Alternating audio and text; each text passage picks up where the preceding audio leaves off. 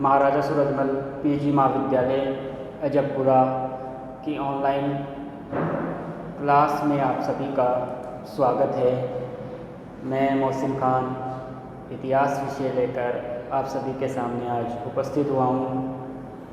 आज मैं आपके सामने राजस्थान का इतिहास BA प्रथम वर्ष द्वितीय प्रश्न पत्र के टॉपिक भील जनजाति का जो विद्रोह आंदोलन राजस्थान में हुआ था उसको लेकर आप सभी के सामने चर्चा करूँगा। दक्षिणी राजस्थान में आदिवासी जो जाति थी भील, वे बोराट के क्षेत्र में सघन आबादी के रूप में बसी हुई थी। डूंगरपुर, बांसवाड़ा, प्रतापगढ़, कुशलगढ़, ईडर आदि क्षेत्रों जो बोराट के क्षेत्र के नाम से भी जाना जाता था, यहाँ काफ़ी सघन आबादी में ये जनजाति बसी हुई थी। भीलों का थोड़ा सा इतिहास हम जान लेते हैं कि भील कौन थे। जैसे कुछ विद्वानों का मानना है कि भील जो जनजाति थी, जैसे कि मैंने आपको बताया, दक्षिणी राजस्थान में निवास करने वाली एक प्रमुख जनजाति है। कर्नल टोड ने भी इनके बारे में काफ़ी कुछ लिखा है और इनको वनपुत्र की संज्ञा दी है।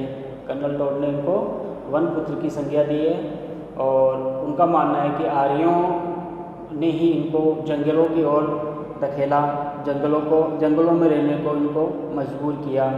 इसी तरह से कुछ विद्वान इन्हें विदेशी भी मानते हैं।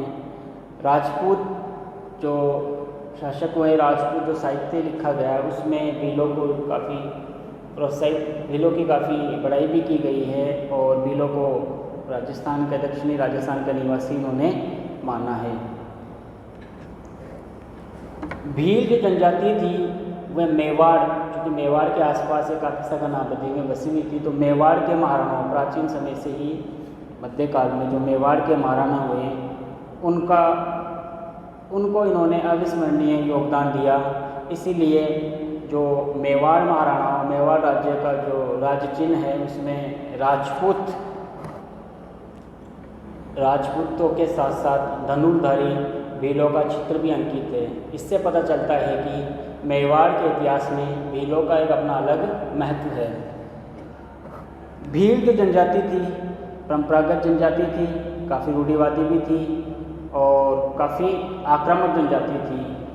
ये जनजाति अपने क्षेत्र से गुजरने वाले लोगों से कर लिया करती थी, जिसे बोलाई कर कहा जाता था। कौन सा कर कहा जाता था?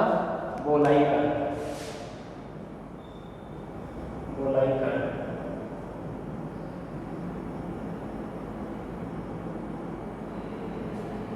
भील क्षेत्रों से गुजरने वालों से लिया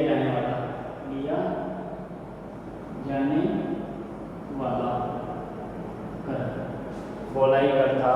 इसी तरह से भील क्षेत्रों में निवास करने वाले या भील लोगों के आसपास जो गांव बसे थे उनको सुरक्षा प्रदान करने के लिए ये रखवाली नामक कर भी लिया करते थे। रखवाली नामक टैक्स भी लिया करते थे गांवों की सुरक्षा के एवज में।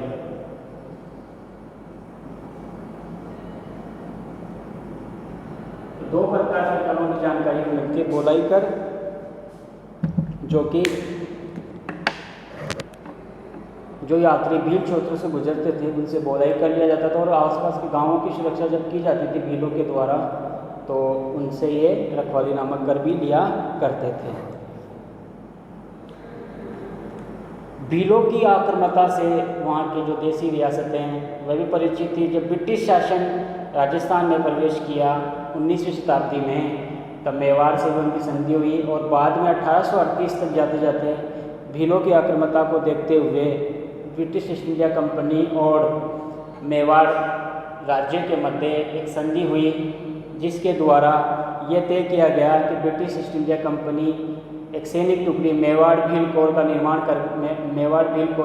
करेगी और उसका काम होगा इन क्षेत्रों में, बोराट के आसपास के क्षेत्रों में जो मेवाड़ राज्य के अधीन आते थे, उन क्षेत्रों में कानून व्यवस्था का काम देखेगी मेवाड़ भील कोर। ये सैनिक टुकड़ी थी मेवाड़ भील कोर 1838 समझौते के तहत मेवाड़ राज्य और ईस्ट इंडिया कंपनी के मध्य। जैसा कि मैंने आपको पहले बताया, भील जो जनजाति थी वे काफ़ी परंपरावादी थी और रूढ़िवादी थी। वे केवल अपने बनाए गए नियमों को ही मानने वाली थी। उनके जो नियम बने हुए थे उनमें कोई भी बाहरी व्यक्ति दखल नहीं दे सकता था, जब तक कि दखल नहीं दे सकता था कि जहाँ तक कि उनका जो मुखिया होता था गमेती, मुखिया को क्या बोलते थे? गमेती। भीलों के मुखिया का क्या बोलते थे? गमेती मुखिया।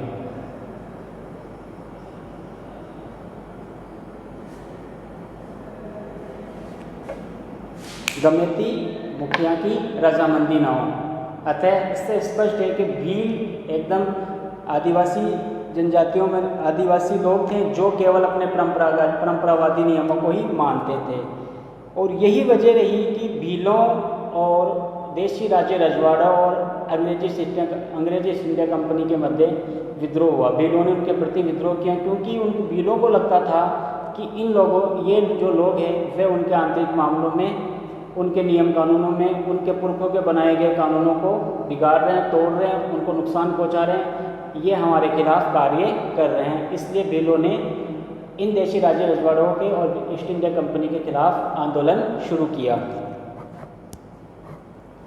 इससे पहले एक बात और जानेंगे, यहाँ पर जैसे परंपरावादी भी थे, काफ़ी अंधविश्वासी और रूढ़िवादी कृतियाँ इन राज्यों में, इन भील क्षेत्रों में प्रचलित थी।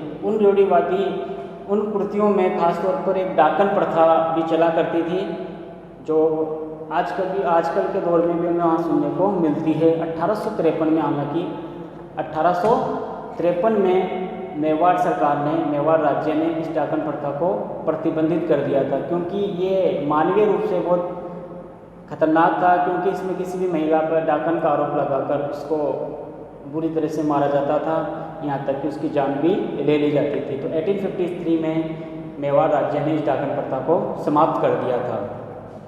तो मैंने आपको पहले भी बताया कि उनको लगता था कि ये हमारे आंतरिक मामलों में दखल दे रहे हैं, इसलिए उन्होंने आंदोलन किया। इसी तरह से हम आगे जब बात करते हैं कि 19वीं सदी के उत्तरार्ध में भीलों में कुछ सामाजिक एवं धार्मिक सुधार होने लगे, क्योंकि अब भील जो जनजाति थी उनका संपर्क और समाज के अन्य लोगों से भी होने लग गया था। तो इन लोगों में दो बड़े विद्वान जो उनके संपर्क में, जिन्होंने भीलों में सामाजिक धार्मिक रूप से कार्य किया, सामाजिक धार्मिक क्षेत्र में काफ़ी कार्य किया, सुरजी भगत, गोविंद गुरु,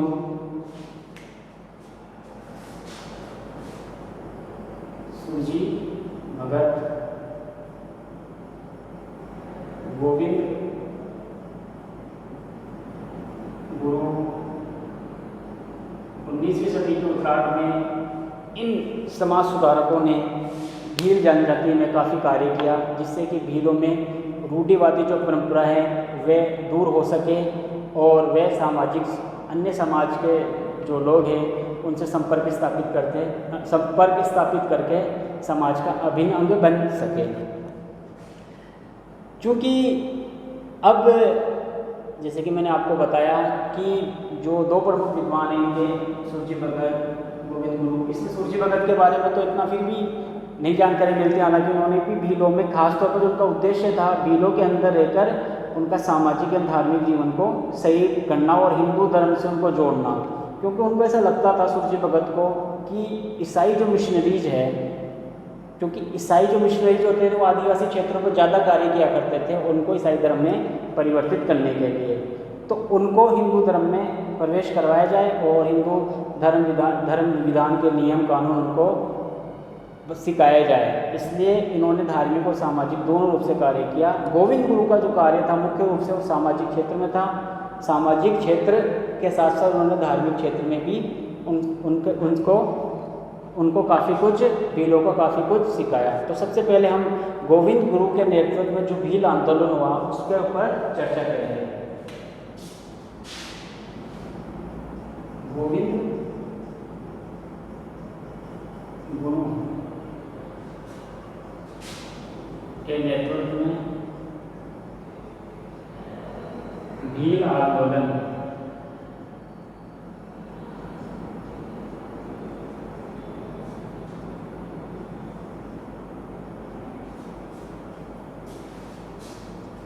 थोड़ी सी हम गोविंद गुरु के बारे में जानकारी लेते हैं। ये कौन थे? गोविंद गुरु का जन्म 1858 ईस्वी में डूंगरपुर के एक बेदसा गांव में हुआ था। एक बंजारा परिवार से थे। 1858 में डूंगरपुर के बेदसा गांव में इनका जन्म हुआ था। बंजारा परिवार से थे।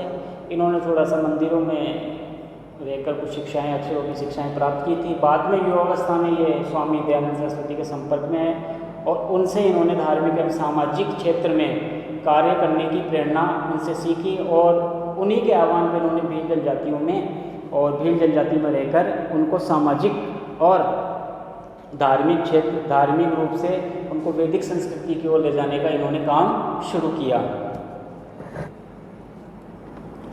इसके लिए गोविंद गुरु ने बासिया गांव में धुनी और निशान स्थापित किए। बासिया गांव में धुनी और बासिया गांव में धुनी और निशान स्थापित किए। गोविंद गुरु का मानना था कि जो भील जनजाति है वे सृष्टिकर्ता के बारे में इतना नहीं जानती थी, अतः उन्हें सृष्टिकर्ता के बारे में जानकारी देने के लिए और वैदिक धर्म या हिंदू संस्कृति से उनसे संपर्क कराने के लिए उनको धुनी और निशान की पूजा करने का उन्होंने कार्य करना सिखाया। इसी तरह से उन्होंने भीलों को सामाजिक रूप से संगठित करने के लिए, क्योंकि गोविंद गुरु का मुख्य उद्देश्य था सामाजिक क्षेत्र में काम करना, तो भीलों को सामाजिक रूप से संगठित करने के लिए उन्होंने 1905 में संघ सभा की स्थापना की। 1905 में संघ सभा की स्थापना की। 1905 में संघ सभा की स्थापना इसने की, गोविंद गुरु ने संघ सभा की स्थापना की और हिंदू धर्म में उनको रखने के लिए एक पंथ का निर्माण किया जो भगत पंथ के नाम से जाना जाता है। हिंदू धर्म में उनको रहने के लिए, भीलों को रखने के लिए या भीलों को हिंदू धर्म के बारे में जानकारी देने के लिए ताकि वो हिंदू धर्म की ओर आए, वह उसके लिए उन्होंने एक पंथ की स्थापना की जो भगत पंथ के नाम से जाना जाता है। भगत पंथ, भगत पंथ के निर्माता कौन थे? गोविंद गुरु ने बनाया था भीलों के लिए। इसके लिए भीलों के लिए जो हिंदू धर्म के बारे में जानकारी दे और हिंदू धर्म में रखने के लिए उन्होंने इस पंथ की स्थापना की थी। अब चूंकि भीलों के मध्य जन जागृति का वातावरण बन चुका था और एक आंदोलन के रूप में कार्य करने लगे थे। एक बात और मैं आपको बता दूं, भगत पंथ के जो अनुयायी थे ना, वे गले में रुद्राक्ष माला पहना करते थे और धूनी जलाया करते थे। ये उनकी पहचान थी कि भगत पंथ के लोग हैं। अब भीलों के जो जागरूकता, भीलों में जन जागृति फैली, उससे आसपास की देसी रियासतों में डर का माहौल बन गया, क्योंकि उनको लगने लग गया था कि अब भील कुछ करेंगे। क्योंकि भीलों को जो उनके जो नेता थे, खासतौर पर गोविंद गुरु, उन्होंने उनके अधिकारों के बारे में बताया। उनको काफ़ी परेशान किया जाता था। जब भी तो भीलों ने आंदोलन किया, भीलों ने विद्रोह किया, उनसे जो कृषि करवाई जाती थी, उनसे कृषि के द्वारा विभिन्न प्रकार की लागत, लाग भाग, बेगारे आदि ली जाती थी। उनसे जागीरदार उनसे मजदूरी करवाया करते थे और उनके घरों का काम करवाया करते थे। इससे भीलों को और इसका भी भीलों को काफ़ी टॉर्चर भी किया जाता था। अतः भीलों के जो नेता हुए हैं, खासतौर पर गोविंद गिरी, उन्होंने उनमें जन जागरूकता फैलाई ताकि वे अपने अधिकारों की रक्षा स्वयं कर सके। इसीलिए जो मैंने आपको बताया कि भीलों ने जो काम किया, जो आंदोलन किया, उनको जो शोषण किया जाता था, सबसे पहले वो शोषण से काफ़ी आसपास के जागीरदारों और जागीरदारों से वो काफ़ी परेशान थे, इसलिए उन्होंने शोषण से निपटने के लिए आंदोलन किया। इसके साथ ही राज्य की जो मेवाड़ राज्य की दोषपूर्ण जो एक आबकारी नीति थी, यानी कि भीलों का जो एक काम था ना, वो शराब आदि बनाया करते थे, शराब मांस का आदि सेवन किया करते थे। हालांकि बहुत हद तक गोविंद गुरु के आह्वान पर बहुत सारे जो भील लोग थे उन्होंने शराब का सेवन बंद कर दिया, मांस का सेवन बंद कर दिया, लेकिन ये भीलों का एक परंपरागतवादी तरीका था और महुआ नामक पौधे से वे फल से वे शराब आदि बनाया करते थे। लेकिन कालांतर में मेवाड़ राज्य ने उन पर काफ़ी प्रतिबंध लगा दिए, वो शराब नहीं बना सकते देशी। और इसके अलावा उन्होंने ऐसे भी बहुत सारे काम किए जिससे उनको ऐसा लगता था कि ये जो लोग हैं वो हमारे आंतरिक मामलों में दखल दे रहे हैं, इसलिए भीलों में एक आक्रोश बना हुआ था। अतः भीलों का जो रोष था वो दिनों दिन बढ़ता ही जा रहा था। 1913 ईस्वी में जो भीलों का जो आंदोलन शुरू हुआ गोविंद गुरु के नेतृत्व में, उसका जो तात्कालिक कारण था वह धार्मिक सामाजिक सुधार था। तात्कालिक कारण क्या रहा? धार्मिक सामाजिक सुधार। जैसे कि मैंने आपको पहले बताया था कि ईस्ट इंडिया कंपनी आदिवासी क्षेत्रों में ईसाई मिशनरीज आदि भेजा करती थी, उससे उन लोगों को वे क्या किया करते थे? ईसाई धर्म में परिवर्तित किया करते थे। हालांकि जो गोविंद गुरु थे आदि जो नेता थे वो ईसा मसीह के विचारों से असहमत तो नहीं थे, लेकिन उनका ये मानना था कि इसकी वजह से जो हिंदू धर्म की जो इनके भीलों की जो परंपरावादी जो तरीके हैं जो हिंदू धर्म की वो ये लौट रहे हैं, उनके सामाजिक उनके जो धार्मिक नियम है कानून है वे सब धीरे धीरे लुप्त हो जाएंगे। इसलिए इनको धार्मिक हिंदू संस्कृति की ओर उन्होंने अग्रसित किया। आंदोलन ने जो भीलों का जो आंदोलन है उन्होंने भीलों में धार्मिक जागृति के साथ साथ आर्थिक एवं राजनीतिक सुधार भी किए, जिससे कि देशी रियासतों को अब डर सताने लग गया था कि भील भी एक उग्र जाति का, क्योंकि उग्र जाति तो पहले से थी, अब ये हथियार उठाकर हमारा सामना नहीं कर सके। क्योंकि हमने देखा है कि जहाँ पर भी सामाजिक या धार्मिक सुधार होते हैं तो वो राजनीतिक सुधार की ओर भी उन पर प्रभाव पड़ता है। इसी तरह से भीलों में जन जागरूकता फैलाने के लिए गोविंद गिरी ने शिक्षा का भी सहारा लिया। गोविंद गुरु ने शिक्षा का भी सहारा लिया और अनेक पाठशालाएँ भीलों के क्षेत्रों में खोली ताकि वह भील शिक्षा की ओर अग्रसर हो सके और अपने अधिकारों की मांग कर सके, जो उन पर जो शोषण हो रहा है उसको वे दूर कर सके। अतः जब ये बातें मेवाड़ राज्य देशी जो जागीरदार थे, मेवाड़ के अधिक जागीरदार उन तक पहुँचती थी तो उनको लगता था कि गोविंद गुरु इन लोगों को इकट्ठा करके हमारे खिलाफ विद्रोह करवाना चाहता है, विद्रोह की भावना फैलाना चाहता है। तो उनको गिरफ्तार भी किया गया डूंगरपुर राज्य ने, लेकिन कुछ समय बाद उनको फिर से छोड़ दिया गया। अब जो भीलों का जो आंदोलन जो उग्र हो रहा था वह एक हत्याकांड हुआ था, मानगढ़ हत्याकांड। मानगढ़ हत्याकांड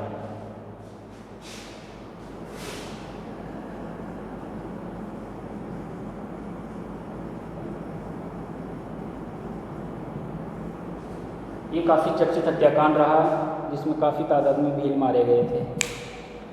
गोविंद गुरु के आह्वान पर ही बहुत सारे भील मानगढ़ की पहाड़ियों पर इकट्ठा होना शुरू कर दिए। हालांकि उनका उद्देश्य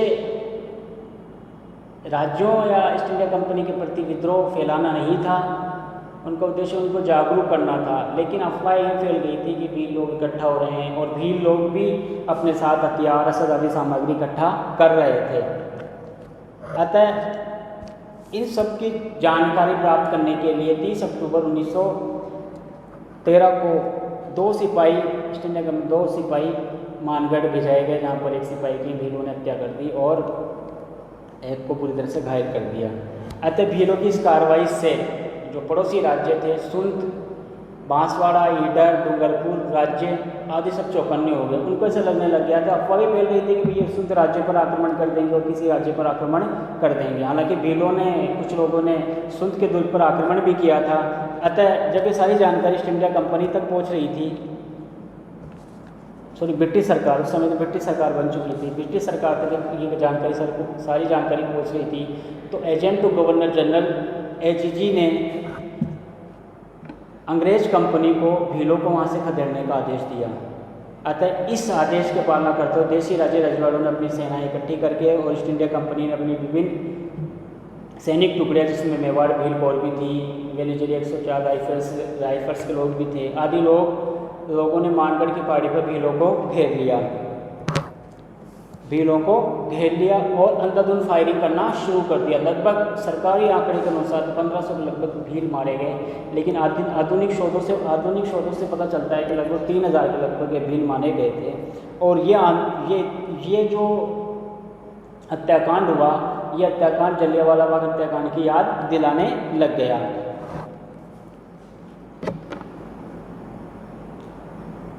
इसके तत्पश्चात गोविंद गुरु को गिरफ्तार करके अहमदाबाद भेज दिया गया और उनके ऊपर मुकदमा चलाया गया, जहां पहले उनको फांसी की सज़ा दी गई। बाद में जनता का दबाव, मतलब लोगों की उनके प्रति काफ़ी सिंपैथी थी, उनको अपना नेता मानती थी, उनके एक आग्रह पर इकट्ठा हो सकती थी, तो फिर बाद में उनकी सज़ा को 20 वर्ष कर दिया गया, फिर और दबाव पड़ने पर 10 वर्ष कर दिया गया और अंत में 1930 ईस्वी के आसपास उनको सशर्त रिहा कर दिया गया। तो भील आंदोलन का एक तरह से प्रथम चरण पूरा हुआ। भील आंदोलन का जो दूसरा चरण हुआ वह मोतीलाल तेजावत के नेतृत्व में भीलों ने आंदोलन किया। मोतीलाल तेजावत के नेतृत्व में उन्होंने आंदोलन किया। जैसा कि मैंने आपको बताया कि भीलों की मांगे अभी भी नहीं मांगी गई थी, उनको काफ़ी रूप से कृषि के रूप में, कृषि में जो लगान आदि इनसे ली जाती थी, वह काफ़ी उनको परेशान किया जाता था। अतः अभी भी इनको एक नेता की आवश्यकता थी। तो एक नेता जो उभरे हुए मोतीलाल तेजावत थे, ये एक ओसवाल परिवार में जन्मे थे और ठिकाने आदि में काम किया करते थे। बाद में इन्होंने भीलों की सेवा करना, भीलों को संगठित करना शुरू कर दिया। 1921 ईस्वी में इन्होंने भीलों को संगठित करके उनको वापस एक करने की शुरुआत की। इसके लिए इन्होंने एक ही आंदोलन की शुरुआत की। कौन से आंदोलन की? मोतीलाल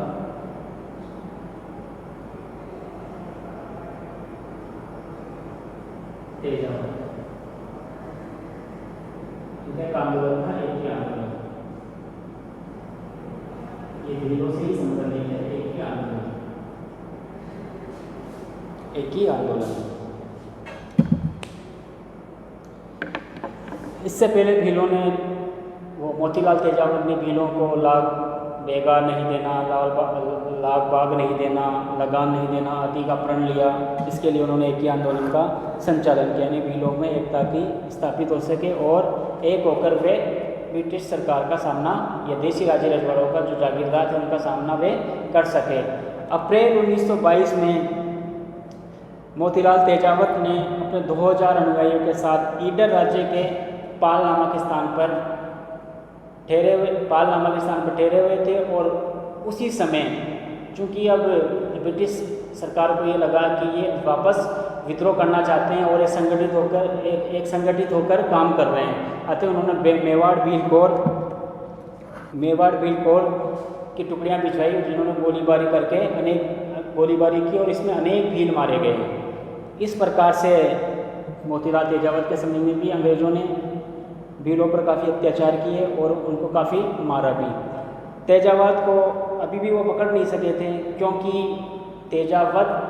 मोतीलाल तेजावत थे, जो भीलों में जो काम करते थे काफ़ी गोपनीय तरीके से काम करते थे। भील लोग भी उनकी बातों को गोपनीय रखते थे, उजागर नहीं करते थे। इस प्रकार से वे कई सालों तक कंपनी की ब्रिटिश सरकार की पकड़ से दूर रहे। 1929 में उनको ईडर राज्य में की पुलिस ने पकड़ लिया और उसके बाद उसको मेवाड़ राज्य को सौंप दिया। वहाँ उन पर मुकदमा चलाया गया और मुकदमा चलाने के पश्चात उनको सजाएं दी गई।